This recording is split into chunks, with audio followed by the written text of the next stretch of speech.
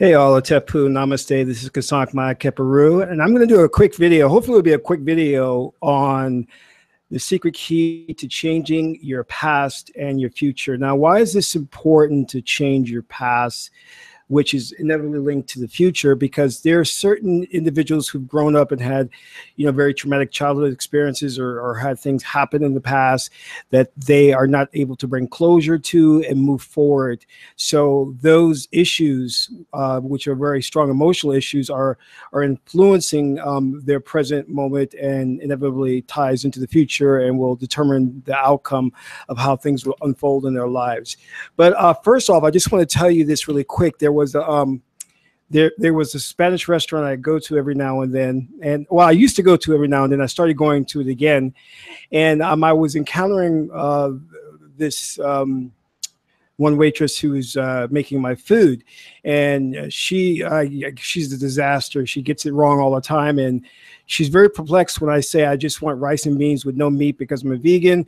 She just, for some reason, that she doesn't understand why I'm not ordering meat. So I was going back a couple of times, and I was hoping not to get her again. And every time I went back, I would keep getting her, and she would keep messing up my order. And I'm telling you this story to say this, is that the reason I would continually get her and she would mess up my order, because the first time it happened, I was preoccupied with thinking about it after the event, and I wouldn't let it go. And I kept saying to myself, if I go back today, is she going to mess up my order? And lo and behold, when I went back, she did. Well, that is an example of how your past traumatically, because it's an emotional thing, can affect your present moment, because you are creating, those circumstances. You see, you live in a reality tunnel or reality bubble, and you are projecting outward the thoughts, feelings, and beliefs that are within you, and you're creating a holographic experience to interact with. So in other words, the waitress, the woman at the Spanish restaurant, doesn't really exist. I am creating a representation of her like an avatar, so I can interact with her and have an experience. The mere fact that she's messing up my order is my indwelling intelligence, my spirit, creating that situation or that scenario to learn from the experience. Okay, so let's go into the topic, and you'll see how this all relates. All right, so what we have to ask is our questions. A lot of us go about our daily lives. We don't look around us. We don't examine things. We don't see the signs. We don't ask questions. Our ancient ancestors looked at the omens. They looked at signs and symbols, and they said something's going on here. And there's a reason why the galaxies, the planets, the stars mimic the biology, the cell structure that's going on within you. There's the direct mirror image there. There's a reason why the structure of gaseous clouds in the universe mirror the structure of the brains and the neurons. It's a very one-to-one. There's one-to-one correlation. They look identical, and there's so many more of these things that seem to just be duplicated. Now we know what a hologram is, because a hologram is something that, a hologram is, if you take any piece from the hologram, you'll find that it contains the whole within that individual piece. It's replicating. So if you ever ask the question, why does the planets exist in such a way that they're very similar to the cells in our body, this is coming from the fact that we are creating this. We are creating what we know as a collective, as one consciousness. This is why things seem to be so similar around us. You know what I mean? So when you want to know, like, scientists are always trying to discover new planets, new dimensions, and the more we seek to find things, the more they'll be there, and they'll be there based on our own preconceived beliefs and ideas. And we will create things that mirror things that we know of. As the ancient Kemetic people, Egyptian people said, as above, so below. So you're creating what you know. You're creating from your experience a duplicate version of things, if that makes sense to you. And in science today, they call these fractals, which are self-replicating shapes or geometric shapes. And our ancient ancestors knew about these because this is how they structured their society on a type of hierarchy, but it was replicated. Where you had you had the collective society, then you had the Port Neteru, the company of gods. So as above, so below. But these things were replicated. God was seen as the great ancestors within the village, the tribe. There was an elder, an ancestor.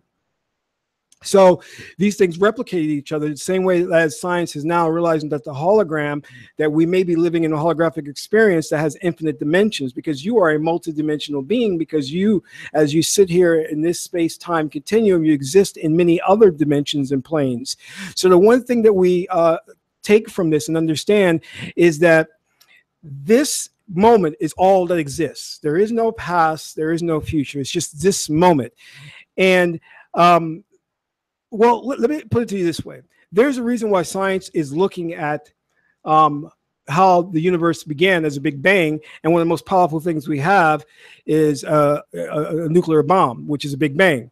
So again, self-replicating. Again, we are creating from our subconscious or spirit the reality that we see before us. They have this thing on the flat earth theory. Is the earth round or is it flat? Well, as a collective, since we are reality creators or generators, we determine what's out there and what it is.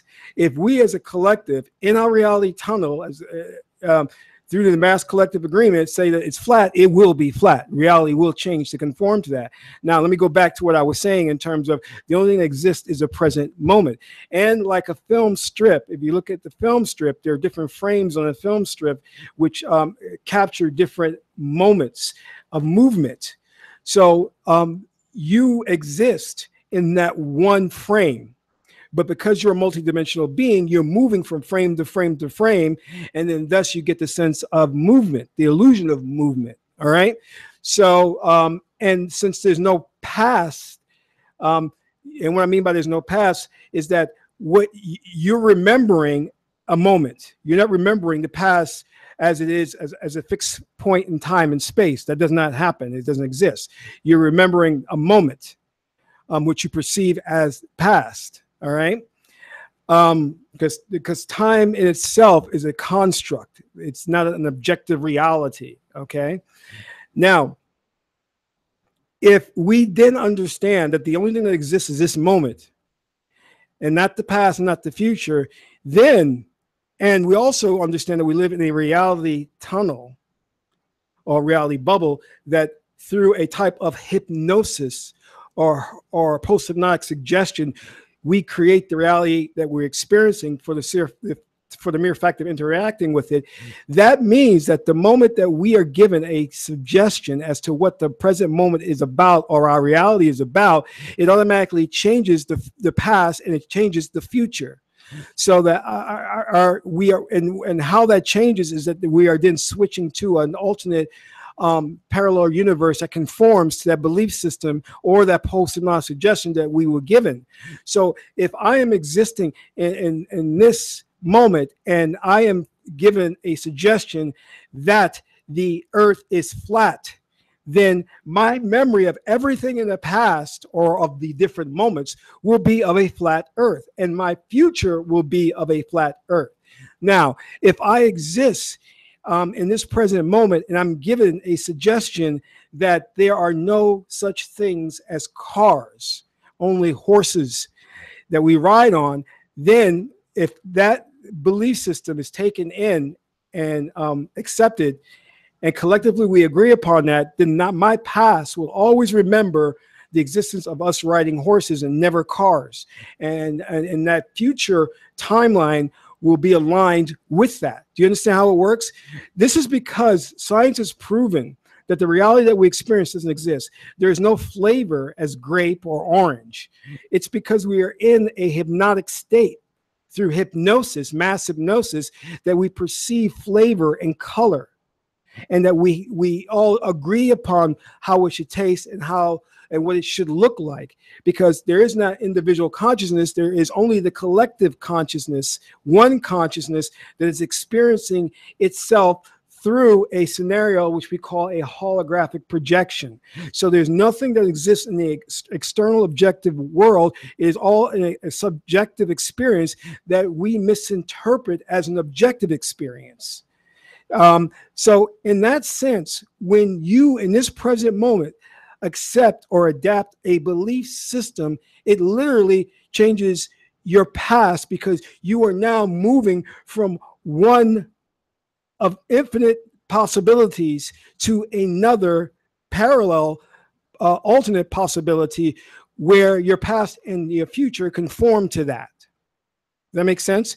Now, this is beautiful because in the sense of it can be used for techniques of healing. You know, like I said, you have people who have experienced past traumatic events like car accidents, plane crashes, childhood traumas of abuse, you know, death of a loved one that they're not able to get over. Accepting the new belief system through trance induction or hypnotic state can literally change their past and change their future. Now, if it doesn't, then that only means that you need what has happened in the past is necessary, because you need, it serves you in some way and you need that. And it may be part of your destiny or your incarnation objective, which is what you came to earth to experience. Because there are things that are paramount and primal, I shouldn't say primal, of importance, in the sense that it cannot be changed, because the mere fact that you came here to experience that means that lesson must be learned. However, there are things, there is freedom within parameters that can be changed.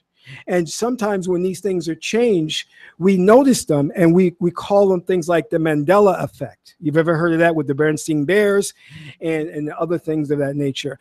So, and these are the glitches in the matrix, the system to let us know that reality does not exist, that we actually are creating it on a moment-to-moment basis. You know, you're creating everything in front of you when you turn and look, and your reality is unique to you. You do not experience other people's reality. You are experiencing your own reality, and the people that are here are representations of real people that you've created, like avatars, so that you can interact with. You've got your permission to create these individuals from your psyche, your subconscious, to interact with, so you can work out certain things. Your spirit can work these things out and grow. So, because Netter, God is experiencing itself. And this is why it created the scenario of the hologram in the first place. So that's a bit of the key of how you change your past and your future, by understanding the only thing that exists is the present moment. And the past does not exist, but only your memory of the moment that you experience exists. And time is just a concept, a construct that has no objective reality to it.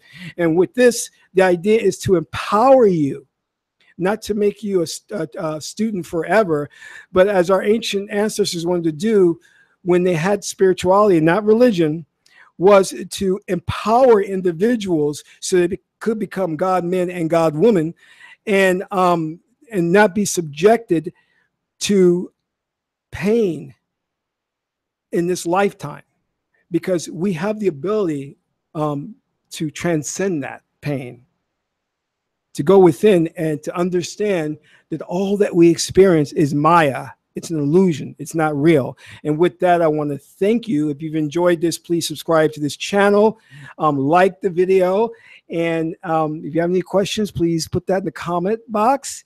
So until next time, this is Kasak Ma'at Keparu, and that's all for now.